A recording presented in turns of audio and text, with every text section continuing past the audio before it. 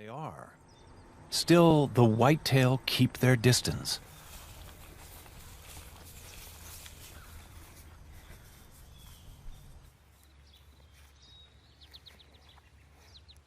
Every time Mark films them, he gets a first-hand glimpse of their jittery grace. I've been coming in this area for about 2 weeks now, just sitting with these guys. And we sat here about 20, 30 minutes before they came up to eat grass right in here.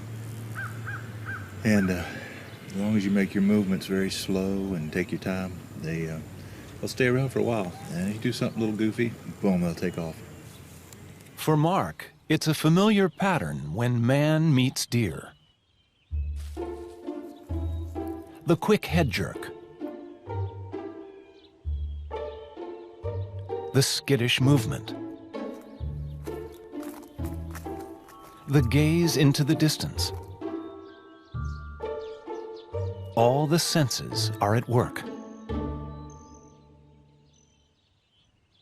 Surprisingly, the deer aren't seeing much of anything at all. Nearly blind by human standards, deer have trouble seeing defined shapes. All they can really make out is movement.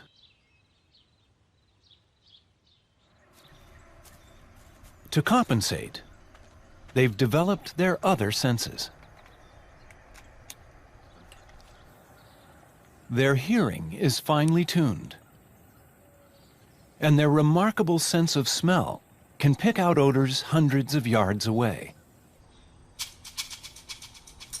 The nose of the white-tailed deer has nearly 300 million olfactory receptors, compared to just 5 million for humans. That's more than even the legendary bloodhound. And when a deer smells danger, it passes that information on, as Mark notices every time he gets too close.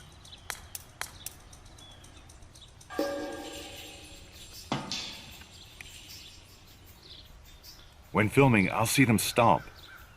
They'll do that to get the attention of other deer, to alert them that something might be dangerous.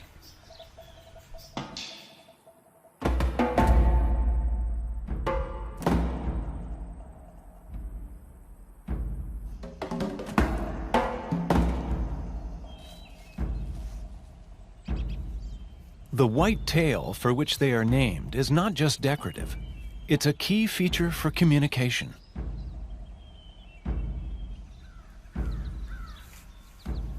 I've seen the tail come up slowly, as though the deer is saying, I see something I don't really care for. And then you get this nervous twitching.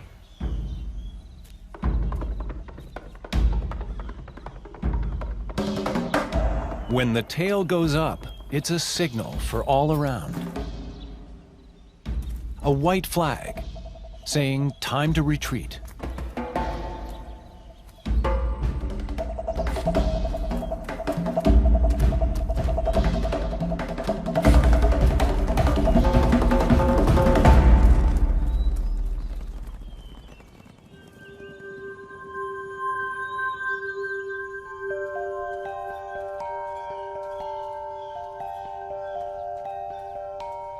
White-tailed deer may seem elusive, secretive, but there's a reason.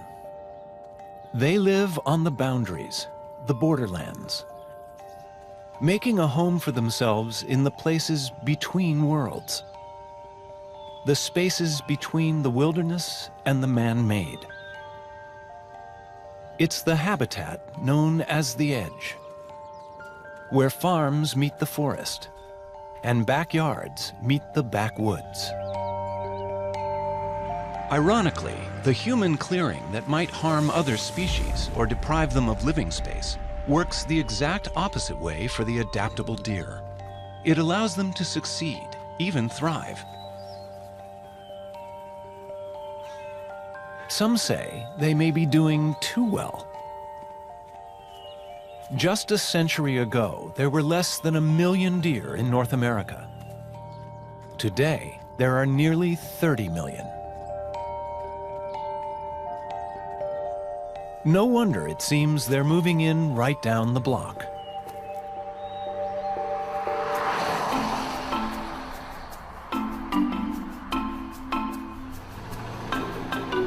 Nowhere are the deer more at home than next door, in the suburbs.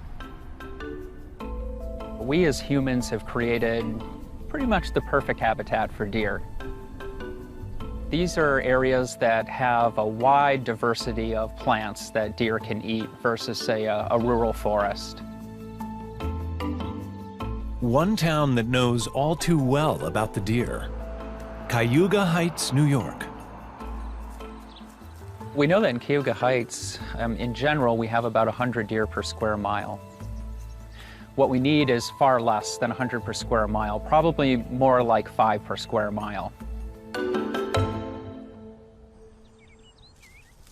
With no predators and unlimited food, this is the perfect home for animals that spend most of their lives in an area of just 1 square mile. That's why residents see the same deer family year after year.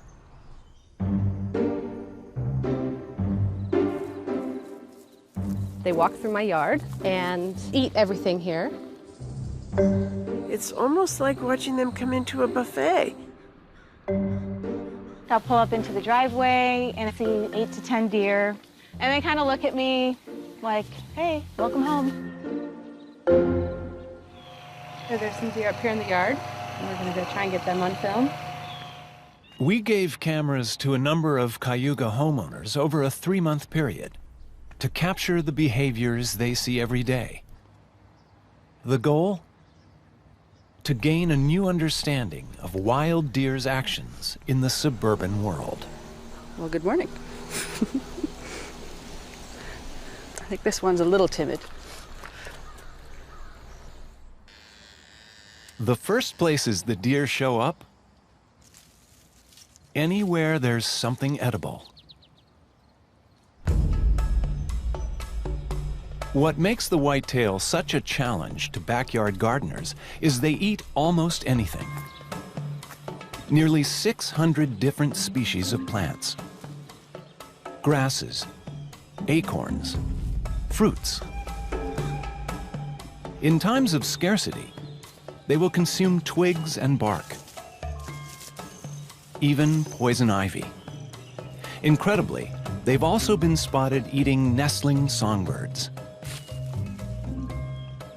And very little deters them.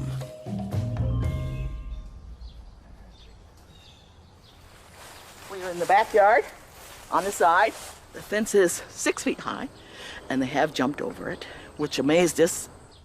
As you can see, we had to install this fence to keep the deer out of our yard. This is a 6-foot fence, which actually is somewhat inadequate. White-tailed deer will jump in the wild. They use this technique to evade predators and to just overcome an obstacle that's in their way. We had to build a really tall fence because deer were continuously jumping over it.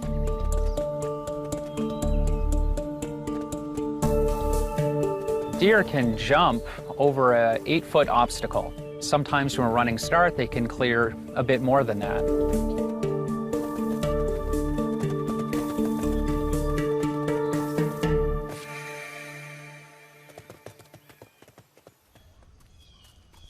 It's no wonder a fence isn't much of a deterrent.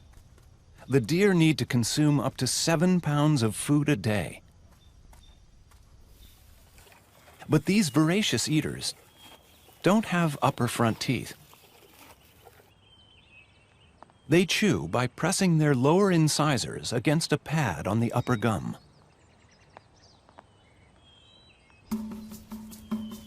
After these meals, the homeowners captured their first footage of the deer seemingly lazing the day away. Sunday morning, and there's about 4 deer just bedded down in the backyard. To the Cayuga Heights cinematographers, it may seem like a siesta, but the deer are actually doing something crucial. They're digesting. Deer are members of the same ungulate family of hoofed mammals as cows and buffalo. Like cows, they have a four-chambered stomach. They eat quickly. Then later, they cough up food and chew it again. It's a vital part of their eating cycle. And the reason they sometimes seem to hide during the day. Finding cover away from prying eyes, they disappear into the shadows to digest. But they're often a lot closer than you think. The crew decided to reveal the secret of this magic act by shooting a regular high-def camera side by side with one that picks up a thermal imprint. They were able to show where the deer go, a private world that's sometimes right under our noses. A thicket of branches is all it takes to make a deer invisible during the day. Only the slightest movement gives away the animal's position until it emerges again to feed.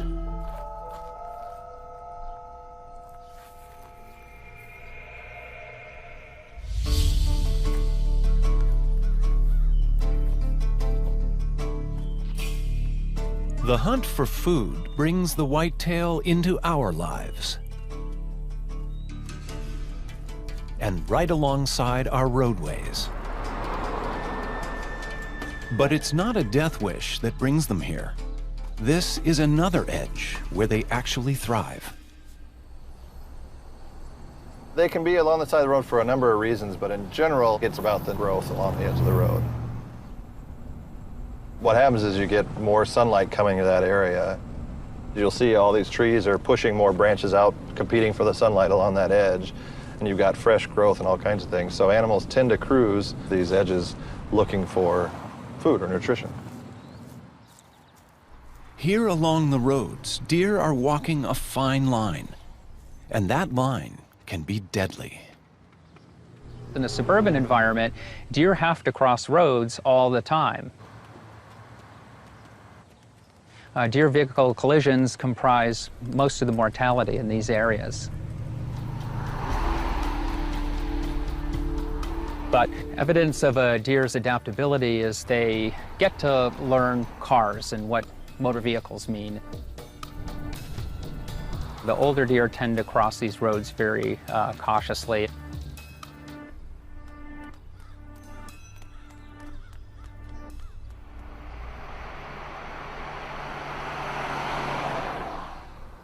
Right now we're approaching some deer that are about to cross the road.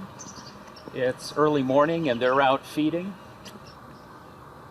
Deer wanting to cross the road, but we have a school bus coming at the same time. Now the adult doe is coming up to the road, being very careful, pausing, looking both ways. The deer looked to the left, looked our way a bit, and is crossing slowly.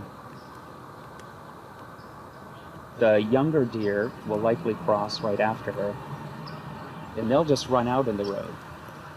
Fawns get into all sorts of trouble, just like human kids. This is a fawn crossing the road, not looking. And there's another fawn crossing. So you saw the care that the adult doe took in crossing the road and how carelessly the younger deer crossed the road.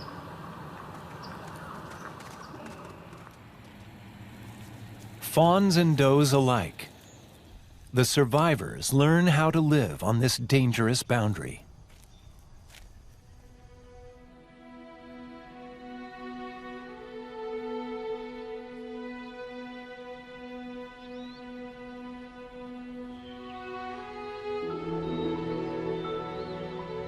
On the borders of yards and roads, there are other edges deer inhabit. The edges of the day. Deer have natural rhythms throughout the day, and the period that they're most active is in the early morning or the late afternoon. And that's when they do a lot of their feeding, and this behavior is known as being crepuscular. crepuscular, creatures of the shadows, of the dawn and the dusk. Whitetail are perfectly adapted for those hours. Their camouflage blends in, and it's the time their vision actually works best, attuned to the gathering darkness.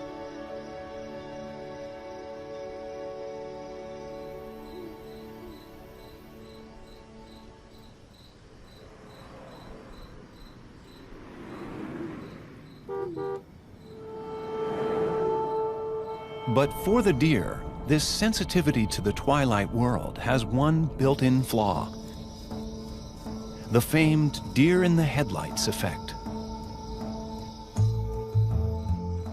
Deer are interesting. They have extremely good night vision, and a part of the reason for that is they have more rods than cones. And what rods do is they collect more light. Having more rods, they're able to see better in darker situations than humans can. But the downside to that is if you shine a light in their eyes, it doesn't harm them, but it makes it a lot harder for them to see. So that's why sometimes you get this deer in the headlights look. Surprisingly, fear has nothing to do with this well-known reaction. Too much stimulus overpowers their visual cortex. The entire brain locks down, and the deer can't do anything else.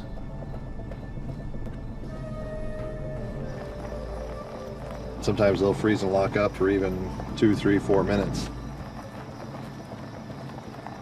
Oh, there's a deer right there. So right now we've got this light shining on this buck here. You know, he's kind of trying to figure out what's going on. If you notice, he'll just kind of get a little confused and just stand staring kind of off in the distance while you have that light on him. And sometimes, you know, in this situation, this deer didn't get too weirded out by it, but, you know, sometimes it can last for a couple minutes where they'll just stare into the light, kind of confused.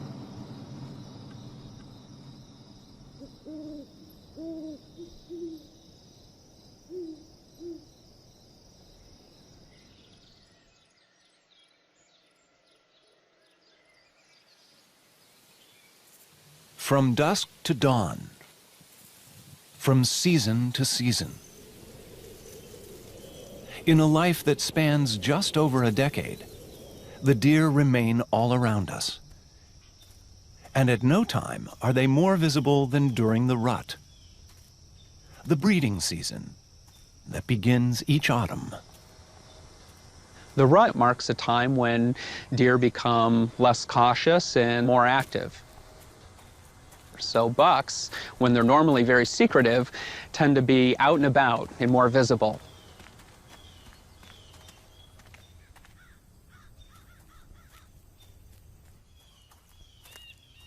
All through the woodlands, bucks begin signposting their presence. One of the signs that the rut is occurring might be a buck rub. Whitetail bucks take their antlers or the glands on their forehead and they'll rub up and down a tree. They want to leave their scent as communication for other deer in the area.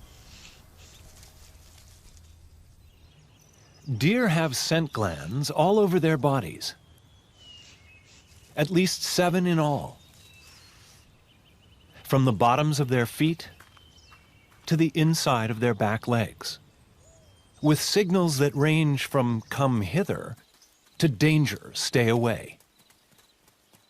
They can also vocalize with chuffs and calls to send warnings or indicate territory.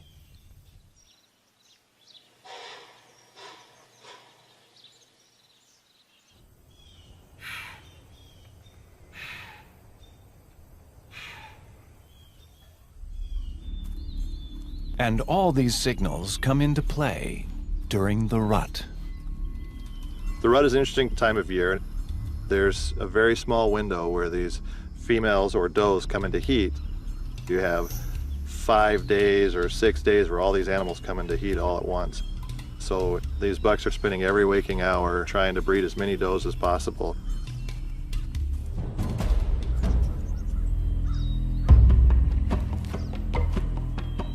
Now the competition for mates begins. And the stags call on their antlers. Regrown from scratch every single year, this is the fastest growing tissue on Earth, expanding an inch every 2 days.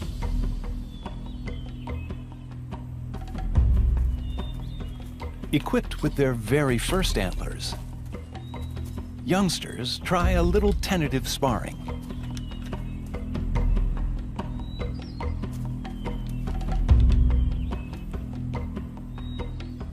But for the adults, the rut is a time for full-on combat. There's a lot of aggressive behaviors, so bucks will do a lot of really neat things. They'll spar, they'll fight. It's a very fast and furious time, and it's a very exciting time to be in the woods.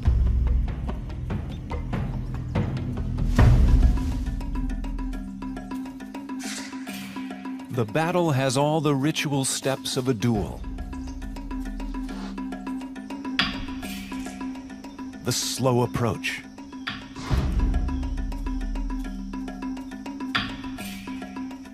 The challenge. And then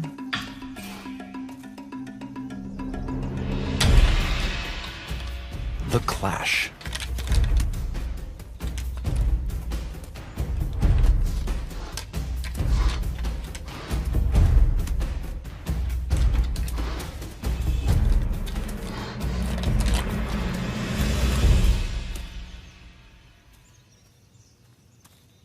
The winner claims his chance to sire the next generation. The loser hobbles off.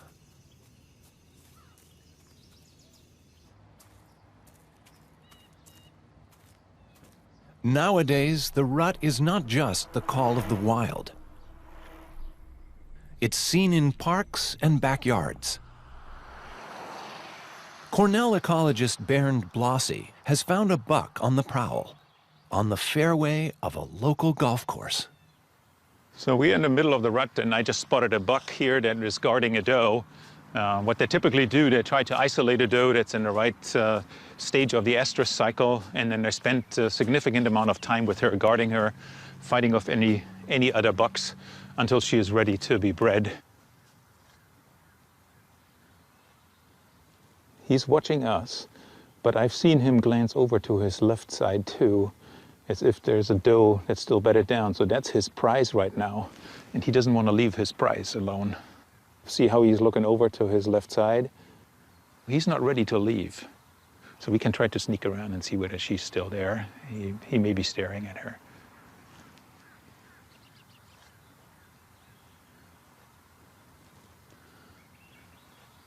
There she is. She's on the other side of the fence. You can just see her butt right now. See how he's watching her?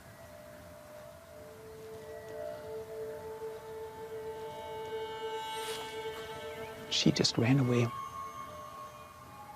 He will try to go around and cut her off, and he will just use his nose to figure out where she is. Because there's such a small window of time when does come into heat, bucks want to be sure they don't miss their chance.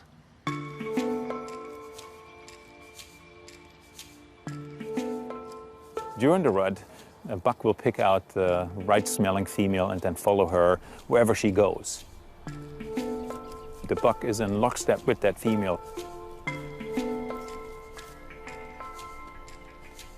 You have a big buck out standing in the open. The does are being chased around all day long, and you can see deer activity all over the place. It's all about having offspring in the next generation, both for the does and the bucks. What the ultimate evolutionary prize is having offspring that then contribute next year to the chases in the woods.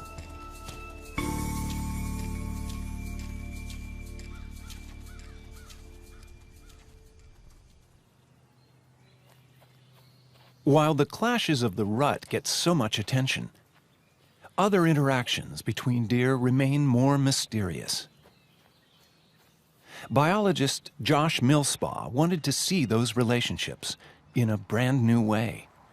What we're doing is we're putting cameras on deer and we're monitoring what they see and what they hear real time. That's a completely different perspective than we've ever had.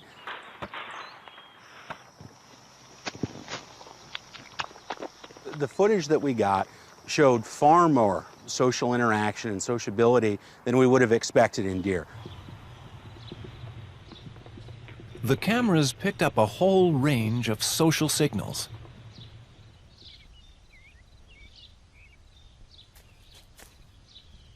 The deer sniff each other when they meet. A kind of handshake to determine age, sex, family group. They'll groom each other, not just to remove parasites, but to maintain their bonds. And displays signal their status. Dominant deer walk with head held high. Subordinates keep their backs hunched and tails tucked. When things get tense, ears laid back along the neck represent the first challenge. But the cameras also found something startling. Conflicts between females escalate with surprising frequency.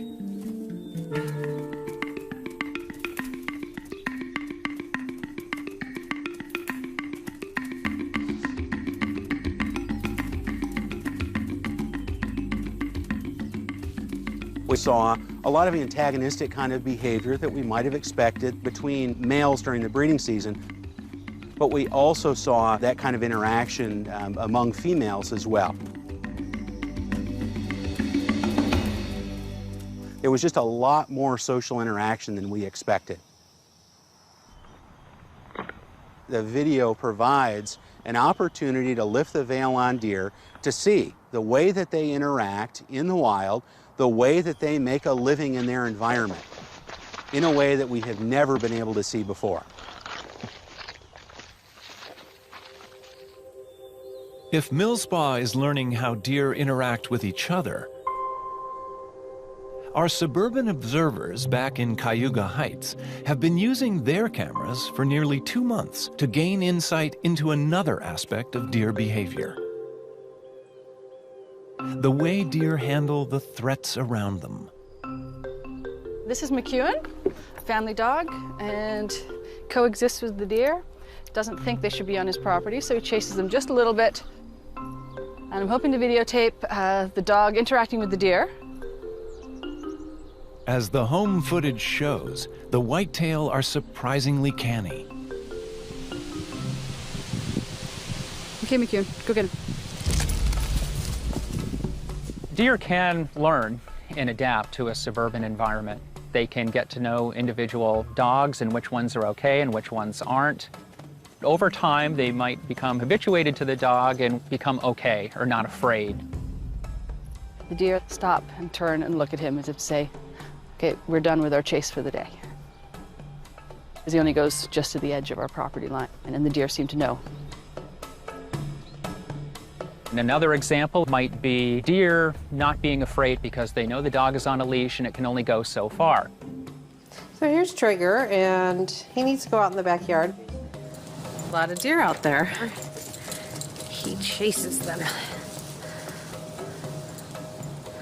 As you can see, this one didn't even move. The deer clearly grasp the limits of the danger.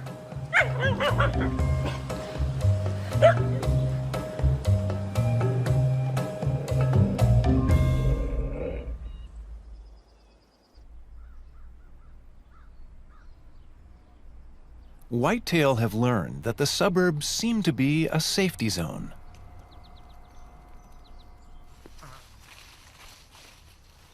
Ecologist Bernd Blossy wants to see how deer handle an unexpected threat. We're in the village of Cayuga Heights. We have plenty of deer activity in this area. And now we will see how they respond to a small pack of coyotes, in fact 3 of them, that we will just set up here. We will see whether this works with the coyote cutout here. It's a good place to try it because it's a backyard that is being frequented by deer, and we should be able to capture some change in deer behavior. A trail cam is installed to track the deer's reactions.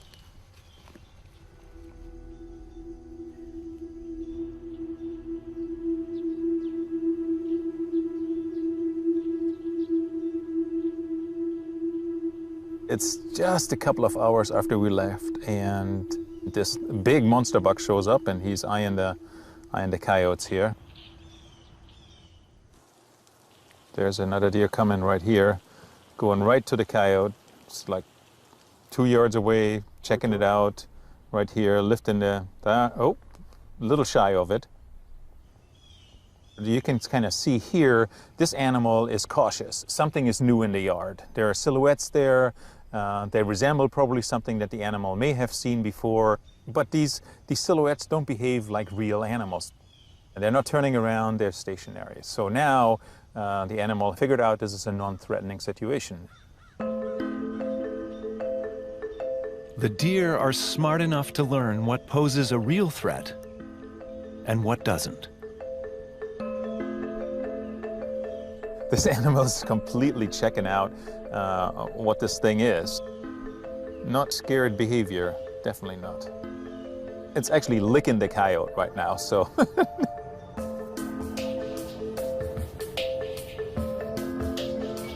So it's very clear that they're adaptable. They encounter all kinds of different circumstances and they need to be able to respond to that. And that's what we're seeing here.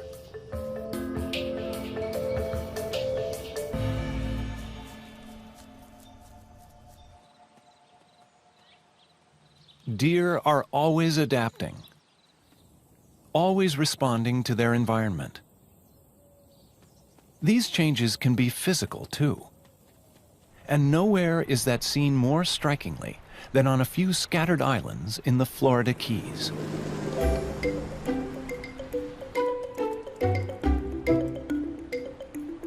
They're called key deer, the whitetail in miniature. Key deer have been on the Florida Keys for the last 10,000 or so years. 10,000 years ago, the last glaciers melted and caused sea levels to rise, and in essence, they were trapped on this chain of islands. It's believed that they came from the mainland, Florida, though some also believe maybe they came from Cuba. The majority of them are found on two islands, Big Pine and No Name Key. Tiny worlds cut off from the outside. Islands push evolution to extremes. Larger animals tend to shrink over generations. In a world of limited resources, the only sensible solution is to get smaller.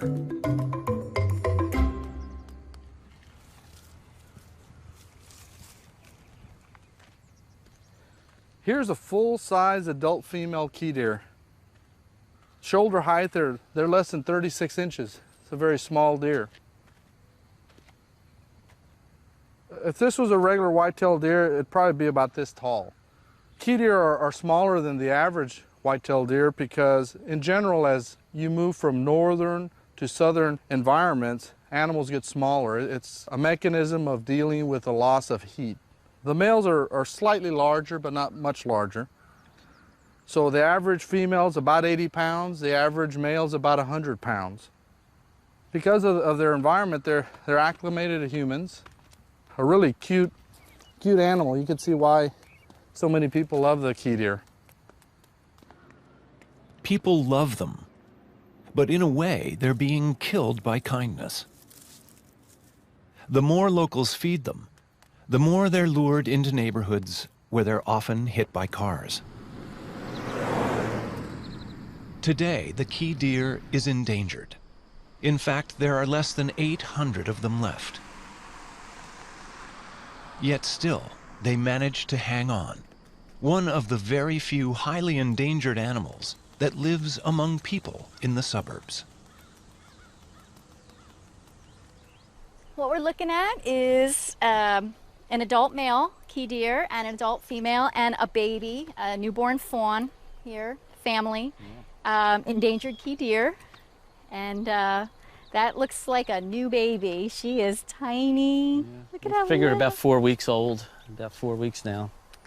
They're just so beautiful. When I first saw their size, I was shocked and amazed. I've never seen anything like it. I never get bored. I never get used to it. I love them. I mean, it's just pure innocence. It really, I mean, good grief. I had a cat that was bigger than that. I know, look how curious she is. They're so curious when they're small, too. So amazingly beautiful and gentle.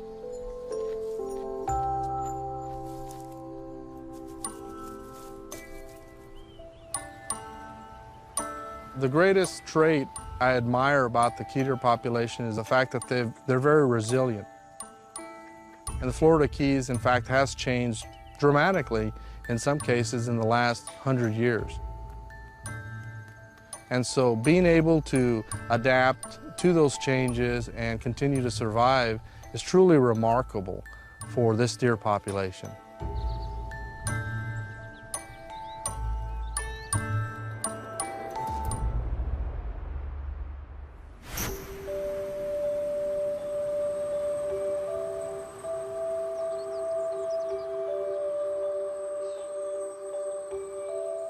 For the whitetail, one of the rarest variations of all is not size, but color.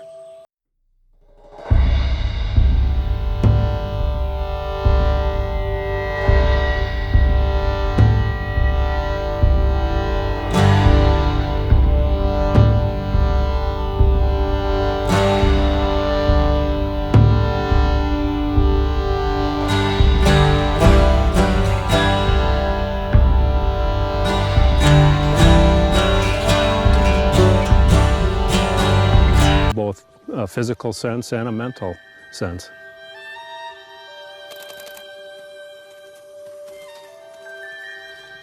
These deer are white because they do not have melanin within their system. That is a recessive gene, and it is relatively rare. In the human population, about 1 out of 20,000 people will be albino. Same is about true with mammals. Well, you could spend an entire year or more and not see a white deer here. They are rare on the landscape, and unless you are lucky, you might not see one. I still am as excited as the first day to see them. It still strikes me as a ghost in the woods, a unique spirit, really. At this spot, it was one of the very first times I saw a white deer. Just looked out into the woods right here, and there was a doe standing there, just looking at me. It stood for 5 seconds, maybe, eyed me, and took off and was gone. Even though it's bright white, it was still gone. It was a magical moment. And that's pretty imprinted on my mind. I can still see that white deer standing right over there right now.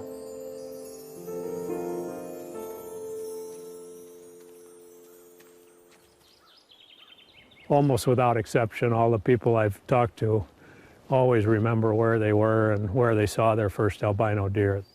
They just stick with people in a way that very few other animals do.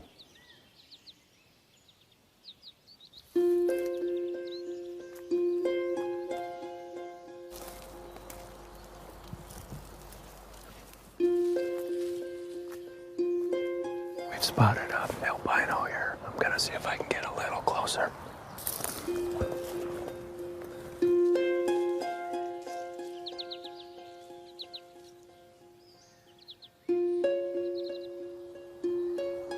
Looks like she bedded down just in front of us.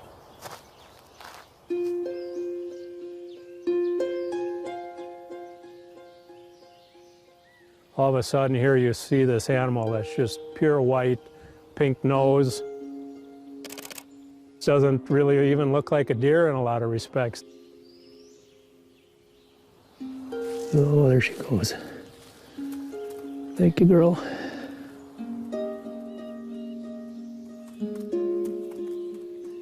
There's something a little magic about it. It's hard to explain.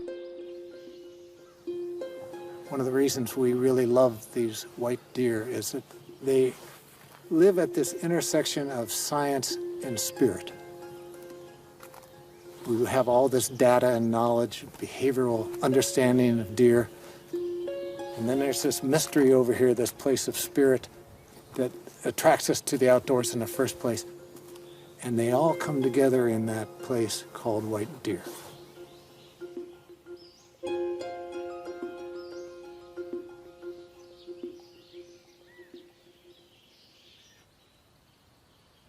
The white deer may cast a certain spell, but all deer have their own special moment of magic. It happens each year, 8 months after the rut, at the height of spring, when does give birth to their fawns. Amazingly, a female whitetail can become a mother by the time she's just 9 months old. No other large mammal can reproduce so soon. And an adult doe can give birth to singles, twins, or triplets. In the forests of Wisconsin, a group of scientists are in search of these newborns. They want to tag and study them, but the fawns aren't easy to track down. We've walked over fawns 2 and 3 times before we found them. People have almost stepped on them before they see them. For the first few weeks, until they gain their strength and their speed, they hope that the predator or whatever danger will just pass them by. Fawns are great at hiding, and they have one secret trick. They are one of the very few creatures born with almost no scent. They give off practically no odor at all, so predators can't find them. But when they are found, there's a fawn over here.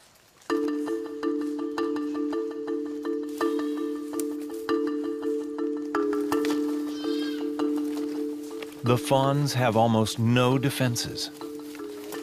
Give me the mask, give me the mask, give me the Get those legs under him. They can't even count on their mothers to stand guard.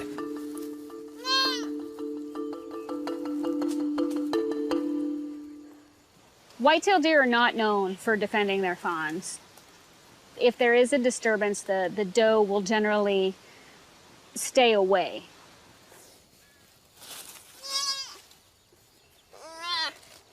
Bleating, that's the noise that they make. That's an alarm call. It's trying to get either the doe's attention or to warn any twin that may be in the area that something bad is happening. They rely on their hearing a lot more than they do their eyes, and we put the blindfold on them, but that doesn't mean that they still don't know what's going on. Their camouflage is really rather remarkable when they lay completely flat in litter like this. If they were solid, this reddish-brown color, it would be a lot easier to spot them, but with the light colors, it just helps break up their shape and mix in with sunlight to help camouflage them even more.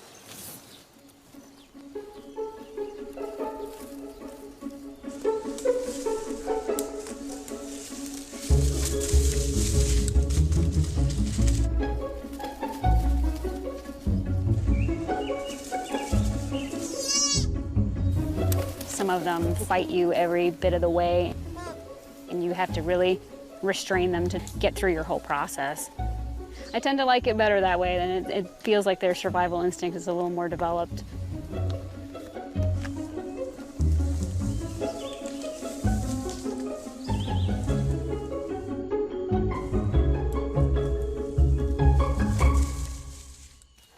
And so a new generation of deer is born into the forests. Many will make their way into our streets and neighborhoods, and into our lives. It started one day in Tewksbury, New Jersey. I saw this bit of fluff lying in the tall grass. And as I got closer, I saw what I thought was a dead fawn. And in fact, she probably would not have made it through the day. Here's a picture of the first day I found Blossom. My husband Pino was holding the IV bag above her very limp little body. Here's just a few days later, I'm cradling her in my arms, and so is my husband. This little baby pretty much was dead. Whoops. And guess what? IV fluids and a little oxygen, TLC, and wham. This is now the 3rd day. I knew something was special about this little animal when she would start to want to play, want to interact. Come on in.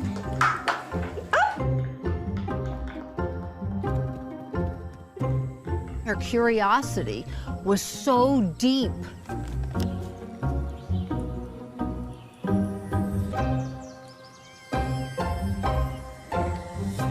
Oh, gosh. We loved her, but she wasn't our pet. She was, in fact, a wild deer. And as she grew, she would disappear for days and days, but she always came back. Hello, Blossom. How you feel? Boy, where were you during that snowstorm? Here she is in the snow with her little herd behind her. There were 1, 2, 3 deer right behind her here. It was almost as if she had 2 herds or 2 families. Here's the sign I hung all over Tewksbury. The sign worked. Nobody hurt her. They only loved her. Oh, the little doll. Blossom. That's the way we used to say, Blossom. Hi, Blossom. What is your good girl? Hi, Blossom. What you up to? I miss her. I miss everything I've been talking about. I miss the adventure. Blossom's here. In the kitchen. I miss what next thrill is around the corner. Hello, girl. Oh my God, look in the back. There's a big buck. Blossom was an ambassador to life, an ambassador to all that's good in nature.